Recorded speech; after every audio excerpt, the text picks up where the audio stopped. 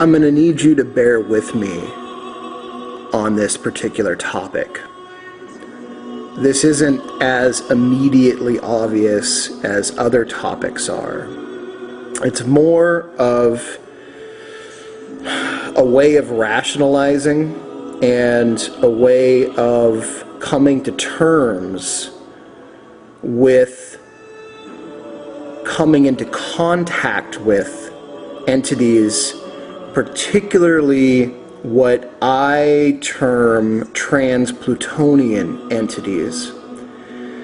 And I use it to deconstruct the image or the actual physical, physical-esque, most of the time astral shape of what I'm encountering.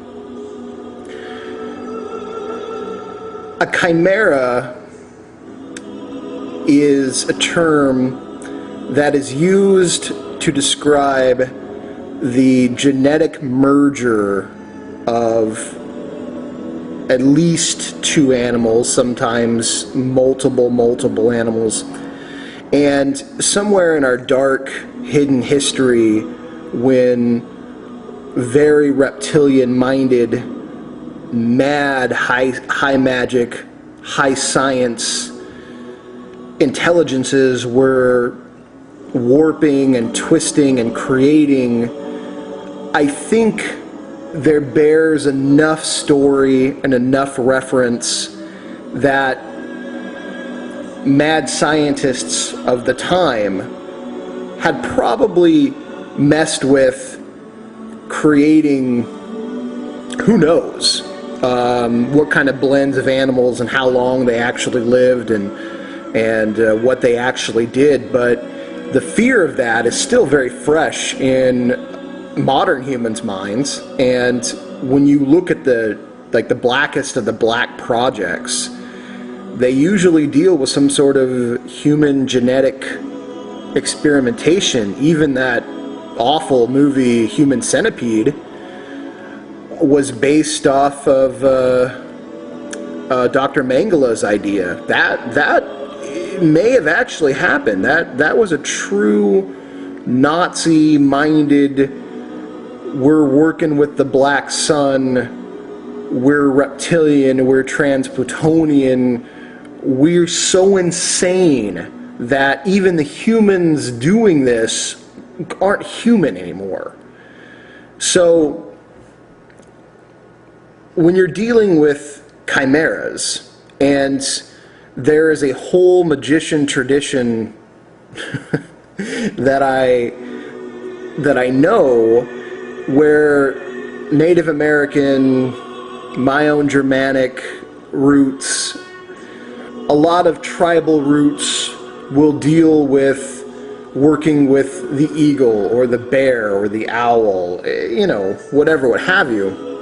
This whole tradition is based off working with different types of merged animals, like the unicorn. Do a video on the unicorn, Bearheart. But when you look at a unicorn, the magical working with the unicorn was intuitive understanding of commerce. That's why it's the animal that's associated with Jupiter, because the horse related movement, commerce, trade. The horn was the psychic manifestation of directed force, so you were intuitively understanding the direction of commerce. That is what the unicorn was. There are some ideas of purity that go with it, that only virgins can ride it, so on and so forth, and because there was a transfer of money for transfer of sexuality, it all tied in. But when we're working with chimeras on that particular level, then it becomes symbolic, which is kind of where I'm going to keep this. At least in the way that when you're trying to deconstruct fear, when you're dealing with a Transplutonian being, I'm not sure I'm saying this correctly. A Transplutonian being is an entity that comes from well beyond the scope of what is called our solar system. Our solar system is created of its own consciousness, and certain vibrations are held within the consciousness of our solar system. That's why we have the alignment of planets. That's why we have planetary-based spheres. Pluto, which they're now saying isn't even a planet, which is absolutely Plutonian. Pluto would love to play, I'm not a planet, I'm a planet, I'm here, I'm not. That's very much what Pluto does. A Transplutonian is outside the range of known planetary spheres. So for us as humans and here on Earth, these entities are truly, truly alien. And therefore, when their vibrations come through and intermingle with the astral vibrations that we experience in our dream time and our own out-of-body experiences, even with our own magic, they appear to us even more bizarre than the regular spirits that most true practicing magicians can summon. Now, if you look through an old grimoire, most of the time you're going to see certain themes. A spirit has a dog's head, or a spirit has a wolf's head and a snake's tail. Or it's going to be like one of the spirits that is very common, or at least for me, is a spirit with 3 heads, one of a man, one of a frog, and one of a cat. So these spirits don't necessarily really look like that, but their vibrations are set so they can use what we know, and the vibrations of it create the image of them. Our consciousness views the vibrations that are coming through, and we add the trappings of color, shape, and form. They are just intelligences of a certain vibration. That's why they can be viewed in different ways by different people, but the majority of the time they have a certain specifics or notable markers about them. So when dealing with a Transplutonian entity, you are going to see certain themes that seem to be apparent and shared themes, but the vast, crazy alien influences come with them. You can have them in a myriad, infinite number of possibilities.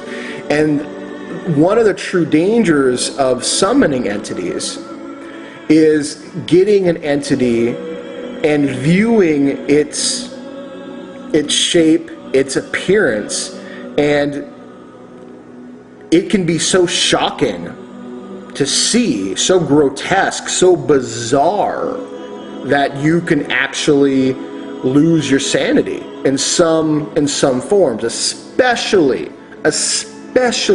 Transplutonian entities, that because humans have a gigantic range of emotional understanding, but when you deal with an alien influence that is truly different, the way that humans perceive them, because they are so multivariate and so bizarre, I think that there are gaps and things that unlock in the human mind that might even unravel it a little bit.